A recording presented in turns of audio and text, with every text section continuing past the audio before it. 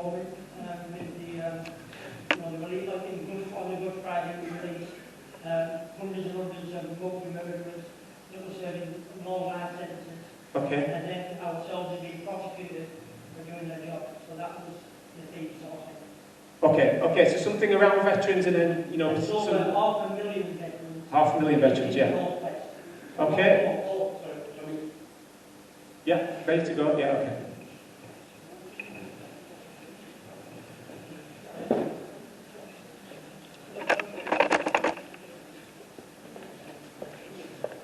Don't be so serious, though. Hi, Dorothy.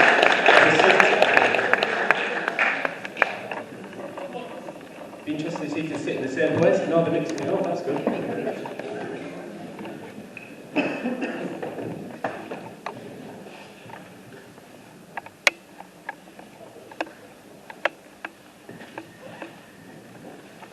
Okay, thank you, gentlemen. Just to kind of complete a formality in terms of introduction, we have Azar Ali, representing the Labour Party, Andrew Stevenson for the Conservative Party, Gordon Richmond for the Liberal Democrats, and John as an independent. It's not a party, so to speak, but he's here as an independent. Thank you very much, all of you, for coming along this evening. Following the same format as last week, you will now have 2 minutes to make an initial presentation. And I think if we can, as always, this week start off with yourself from the left and just move to my right, if that's okay.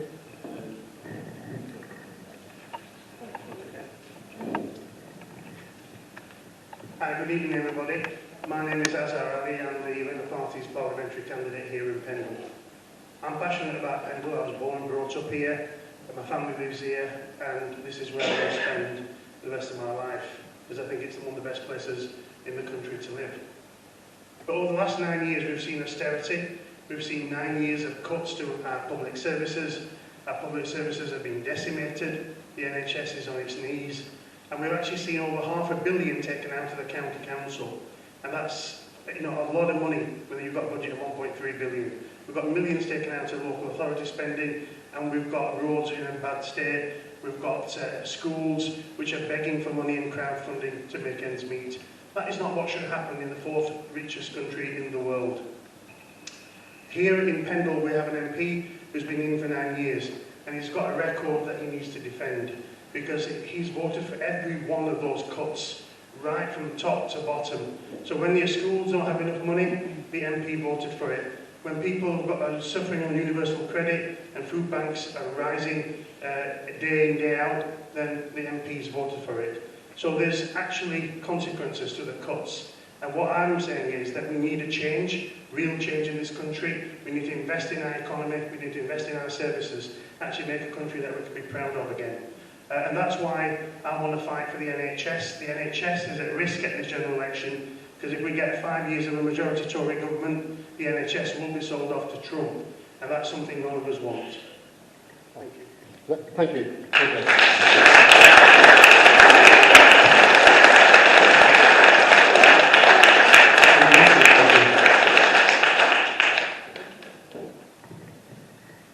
Well, good evening everybody. Welcome to my church. This is the church that I attend in Colne. I live just down on Albert Road. I think this is a great choice for building bridges because, of course, those of you, many of you will know, Colne Mosque is next door. So I think this is a really great example of interfaith and faiths living side by side and working together to tackle local issues. I've been the MP for the past 9 years. I think it's been a challenging 9 years. There's been a lot of tough choices to be made dealing with the deficit that we were left. But I think if you look at what's gone on locally, we've seen £60 million invested at Burnley General Hospital after we lost our accident and emergency department under Labour. We've seen a new accident and emergency department open at Airedale Hospital. We've seen a brand new Colne Health Centre, £4 million investment in the NHS here in this town. Colne High Street is thriving. You've seen 4 new primary schools built across Pendle. You've seen £6 million invested in West Craven High School. You have seen the number of children in good or outstanding schools in Pendle is now double what it was in 2010. So we've seen significant progress. We've also seen significant investment in terms of the £32 million regeneration of Briarfield Mill, the £25 million town deal for Nelson, a whole range of things going on. Is there more to be done? Of course there is. That's the reason why I'm standing for re-election. I think we have achieved a lot working together. I think there's an awful lot more we can do. I want to improve transport connectivity. I want to ensure that we get further investment in the NHS. There's much more we need to do. And it's one of the reasons why we need to get Brexit done, in order to move forward and get back focusing on your priorities. Thank you.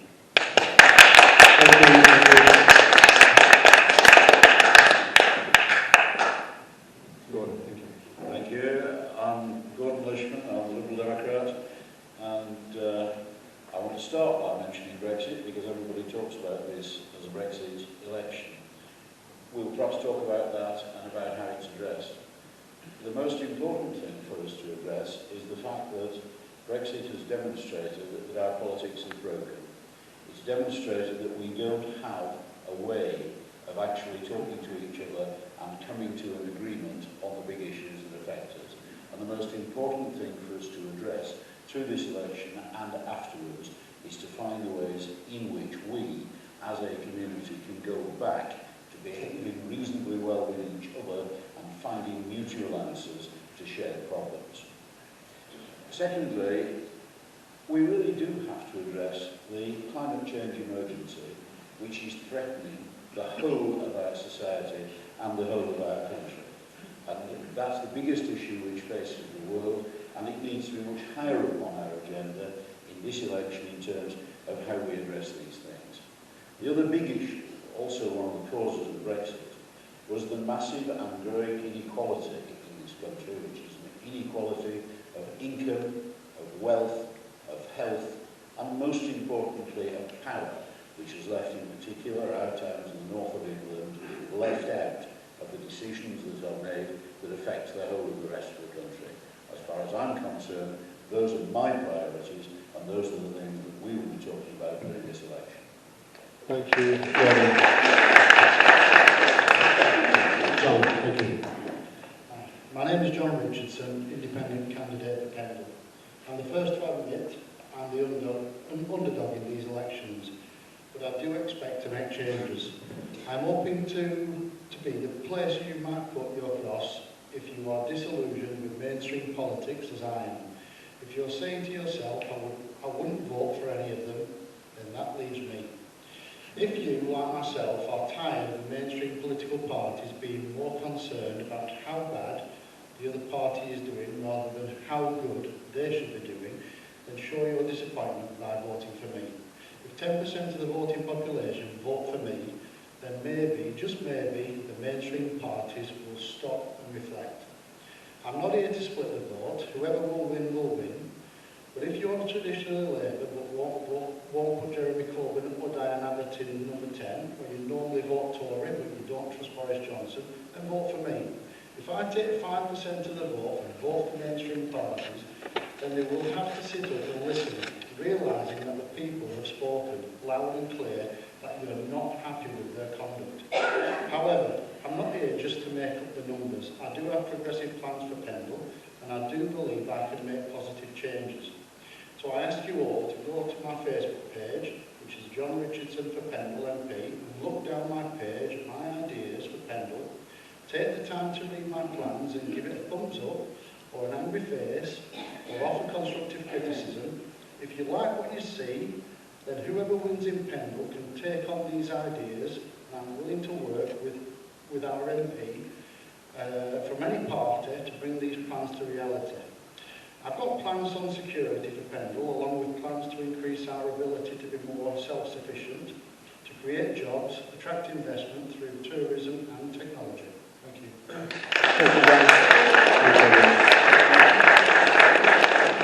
Thank you, James.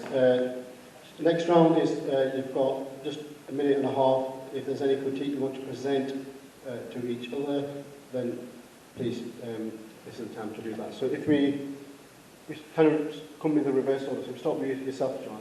If there's anything you want to add into what you've heard from the other three members, then we can speak now.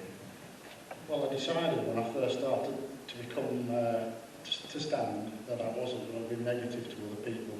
my plan is to be positive about the way I would go forward, not negative about the way others are going forward. So I'm not going to say anything bad about anybody. Yeah, and again, not personally, it's about the manifestos, it's about the issues, not about the individual. And again, my policy is about Pendle. It's not about the country as a whole. Yes, I can vote on all aspects going through Parliament, but as it is, we need to concentrate on Pendle. I'm not going to say anything bad about parties. Thank you. Gordon. Thank you. I'm not going to stick to a good resolution, but I am certainly convinced that the relationship across the parties, which we're demonstrating here in this election, is a great deal better, a great deal politer, and a great deal more constructive than one hears from many other areas of the country. When I look at the Conservative manifesto, what I find gobsmacking is that they produced a manifesto that the last two Conservative Chancellors of the Exchequer have made entirely clear they are deeply unhappy with because of its profligacy. And we are also seeing a situation in which very clearly they are looking for any available group of voters and throwing money at it. What we're lacking is any coherent plan for expenditure, whether it's on long-term care, for instance, or on security, or on any of the other areas which need a coherent joined-up plan. The Labour Party, of course, has, in some ways, similar challenges, and part of that is the fact that they have constructed a manifesto which is a peculiar combination of 1970s socialism and goodies for the middle class, which is exactly why, for the second election running, the Institute of Fiscal Studies has concluded that the Labour manifesto is actually not the one that is best for the poorest people, and in fact that is the Liberal Democrat manifesto. And that's because of the money that's being thrown away in that manifesto on nationalisation and on goodies to the middle class. John, thank you. Just end on that point. Andrew, thank you. Well, thank you very much. I think I'm going to agree with John. I mean, ultimately, we all have more in common, as Joe Cox famously said. Probably 90% of things we agree on, though 10% that we will passionately disagree about. And I'm sure that will be explored by the questioners in questioning over the next 2 hours. So I don't think I really need to expand on what already has been said. Okay, thank you. Finally, as well, thank you. I think the other candidates are right with a lot of questions. But I think there's a couple of things that need to be pointed out. Climate change is the biggest emergency facing the globe and this country. But we've seen the Tories, and they've really moved on with the policy. We had Hugger Husky by Cameron, and then we had Boris Johnson last week not even attend the debate on climate change and the climate emergency which Channel 4 held. And I think that just sums up the credentials. But I wasn't even sure there was a Conservative manifesto going, because they're not talking about it. It's really light, and I think they're just playing it safe. Let's focus on everybody else rather than focus on what they've not done in 9 years, and they can't defend their record. But social care is a really big issue. It was an issue at the last general election. It's an issue now. I know as a county councillor that the largest part of the budget, 48% of the budget, actually goes into social care. But we don't have enough money to put there to support people who need it most. And that's why Labour's proposing this personal care for over 65s. But even then, we have the dementia tax, and I still am concerned that the Tories promised, and Boris Johnson, the steps of Downing Street when he became Prime Minister, that he would sort this out. I'm sorry, he hasn't sorted it out, and there's no plans to sort it out. We don't need royal commissions and cross-party working groups. We need investment that sees real change. And finally, I'd say is that it's dead easy for people to blame everybody else. But when you've been in power for 9 years, there's no one else to blame.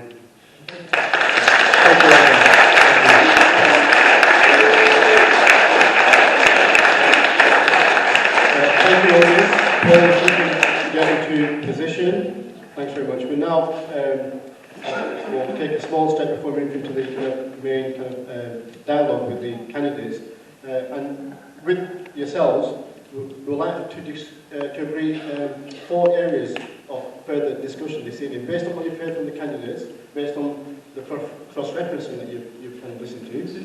So please, can you just you've got a theme you want to discuss, just raise your hand and just share it with us. Yes, sir. Climate change. Okay, so climate change is one. Yeah, we had one earlier as well, just when we were thinking. So we had one about generally about trust in politicians, and then we had one around veterans and kind of their importance in the vote as well. So just to throw that so out we've there. got 3 there, as in like themes of interest this year. Others? Yes, Mr. Yes, I'm a member of WASPI, and I'd like to know where we all stand on that. It's nice that Jeremy Corbyn actually saying that it's going to help us out, but what's it like for anybody who's coming to their retirement age, and it could be any age, whatever it's 75 or whatever Conservatives are going to say, or 60. So, okay, so as a theme in terms of climate So change, how can we trust them to give us our pension when we're Yeah, actually okay. useful? pensions and retirement age. Thank you. Sir, gentleman here. Brexit, yes. Thank you. Brexit, yeah.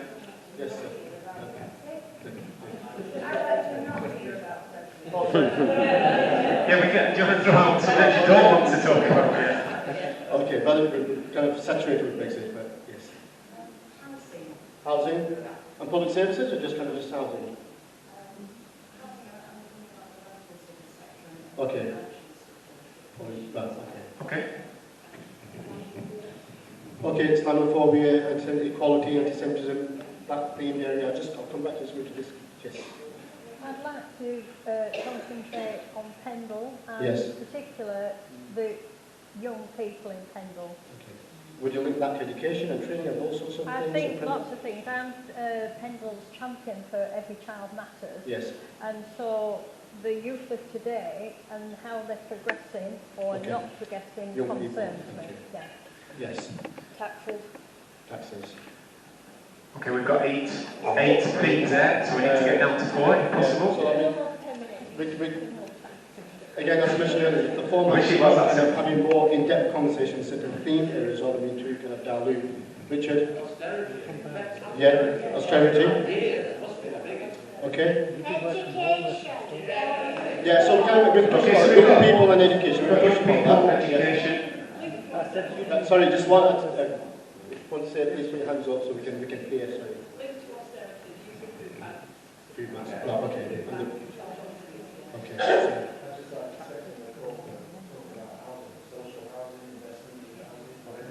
thank you. And finally, as well. Justice system. In the last couple of days, Scott Last will be 4 years. Yes. Yes. Just if you only looking at. Okay. Right. Okay, we've got kind of like, can we link some of these? We've got housing's come up a couple of times, that's right. I can gather that, yeah. We've got education, young people, austerity, then we've got Brexit, trust, climate, WASPI. So I think this is short, what's that we did a short about? Okay, so let's, if we go for climate change as a theme. So crime and policing, that's a connection between public service maybe again. Brexit, just show us a hands, give us a show of hands, sorry, if you want to discuss that as a theme tonight. Who's really interested in Brexit? Sorry. Okay. Thank you. You didn't mention veterans in that list there. Yeah, we don't Yeah, we did, yeah. Yes, it's there. Climate change and environment. Okay. Okay, definitely more popular one, so I'll say that's it. Housing was another one. Housing, So housing and public services and public yeah, services. public one. Okay. Okay, veterans. Okay, thank you. Okay. This all around kind of equality, Islamophobia, anti-Semitism. Okay. And austerity, general austerity. So, yeah, and you can link Food banks, and taxing. maybe there's a local aspect to that as well, Pendle. I think, I suppose, I mean, potentially in the kind of austerity and public services, retirement and pensions could come into that as a theme. I think we can connect that.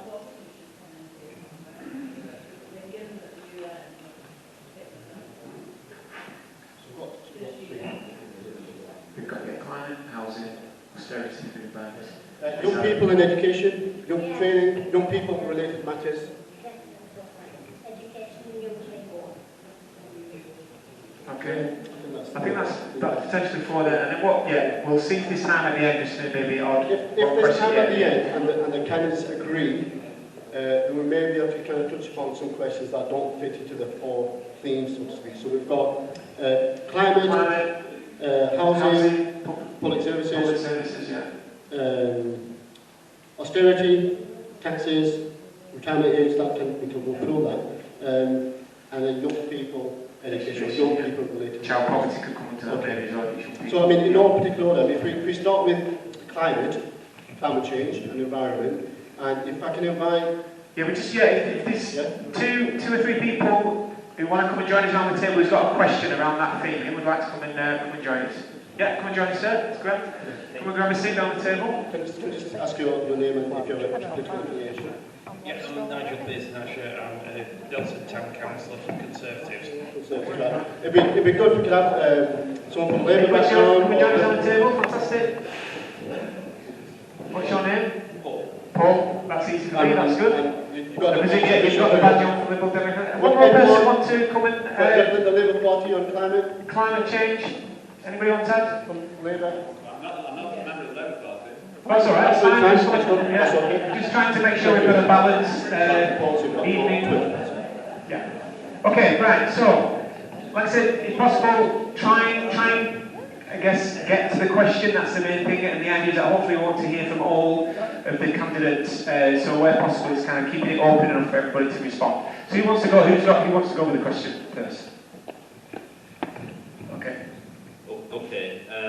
I'm obviously interested in climate change, and I know that we need to do things in Pendle, and there's a lot that we can do in Pendle, but I feel that the only way that it can be really tackled is through foreign policy. And I appreciate that, John, you're not a member of the party, but you will hopefully have some strong opinions on what we can do as a country to help influence countries like Brazil and other countries in the world. That is where we've got to make a difference, surely. Okay, so what we do locally, how can that influence, or how can we... What's the foreign policy of the parties? And obviously John's not a member of the party, but he must have, hopefully, have some opinions on what needs to be done. That's fine, okay, grand. Okay, I'm going to start at this end and work around, and we'll keep rotating that if possible. So John, do you want to start with that response? Yeah, I do have an opinion on it actually. I've said this before and I'll say it again. We've got to put a lot of onus down to our big businesses, especially our supermarkets. But climate change can be tackled through technology. We're already going a long way. We're a long way further than most countries regarding renewable energy. So I'm happy with going in that direction. We can do more, but it's really, really down to technology. And Britain should be a guiding light in that. We're innovative, we're intelligent, we're ingenious. There's no reason why Britain can't lead the way on climate change, but it has to be exported. We can't do it from within the UK, it has to be exported. Okay. Gordon, I'll come to you. Yeah, that's fine. I agree, John. I mean, I would say specifically that we've already established a lead, and dare I point out, as a result of having a Liberal Democrat Secretary of State for Climate Change, we've already established one of the best records in the world in relation to wind power. The next stage is to establish a similar world leadership, taking advantage of technology in, I think, relation to tidal power, because that's the next big area where there are very big changes to make. But John's also right in talking about large companies, large corporations, and those are areas where the only form of regulation that works is international. And that's why, for instance, the European Union's work on climate change has been so important, and why that's a crucial part of the EU's manifesto for the next 5-year period for the Commission and the other institutions. More widely than that, the reference was also to Brazil. There are a combination of things that we can do to arrest big issues like deforestation in the Amazon. Part of that is about how we help the growth in those countries of alternate industries, and how we invest, and again particularly from countries like ours and others, in the education and development that enables people to find alternative means of employment. It's also about the terms of trade, and one of the things that happens within, for instance, both the EU and the World Trade Organization is a process of finding ways in which you can work with different countries in terms of the development of their economies to provide alternatives to the worst forms of energy production that have a detrimental effect on the climate, and how you can help them to find major alternatives. And what's happened in China, particularly over the course of the last year or so, in cutting back very substantially on their CO2 emissions, really does show how it is possible by working with people, making the case of people, using initiatives like the Paris Climate Accords, making clear how far you can go in working with other countries to achieve those goals. Any further? Andrew? Well, I would agree with a lot of what's been said. The UK is a world leader. We have reduced our carbon emissions faster than anyone else in the G20. If you look at the G7, our reduction is 50% more than any other country in the G7. At the UN General Assembly, we announced a range of initiatives, very substantial initiatives. We, of course, back the 0.7% of our GNI spent on overseas development. That's allowed us to double our commitment to things like international climate finance. We are leading the world on things like tackling illegal wildlife crime, and things like the Blue Belt is a British initiative that has now been taken up by various other countries. I'm really proud that over the past 9 years we've seen coal drop from being 30% of our electricity came from coal to now being 1%. We've got, as just been said, the largest offshore wind supply in the world. I think we need to continue to show that global leadership. It's because of that global leadership that we have been awarded the COP summit next year, which is coming to the UK. It will be held in Glasgow. I think we need to go even further and faster ahead of that. But I think that is a really good moment for the UK to say we were the first country in the world to set ourselves legally binding climate change targets. We were the first major economy in the world to legislate for net zero by 2050. So we've done a lot, but as one of the biggest contributors to climate change in the world, because of our carbon emissions over many, many generations from this country, we have a moral obligation to go further and faster than others. So if re-elected, I will continue to keep up the pressure on that. Thank you. I agree with a lot of what's been said by the other candidates. I think the target of 2050 is not good enough. We need to set more aspirational target for 2030, take net zero targets. And I think it's great that we've got the COP conference next year, and it'd be great to go into that conference as an international leader with a target of 2030. I think we need to do more in this country. The Northern Forest is one example of that, but places like Pendle, we need to do more tree planting, etc. But we need to reduce our reliance on fossil fuels, and we have to ban fracking. Fracking is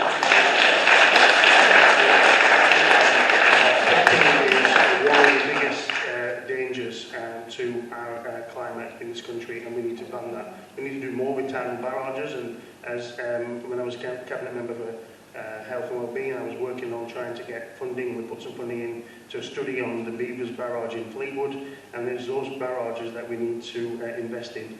I think the other thing we need to do is actually have a national education programme, starting with young kids at primary school, teaching them about climate change, the impact of their lifestyles, what they're doing. And I know kids, when they go home, they always take something to tell mum and dad or granddad or family, and that would really work over a number of years.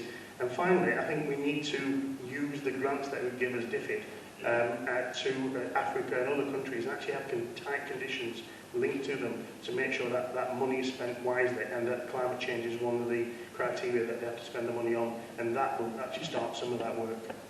Can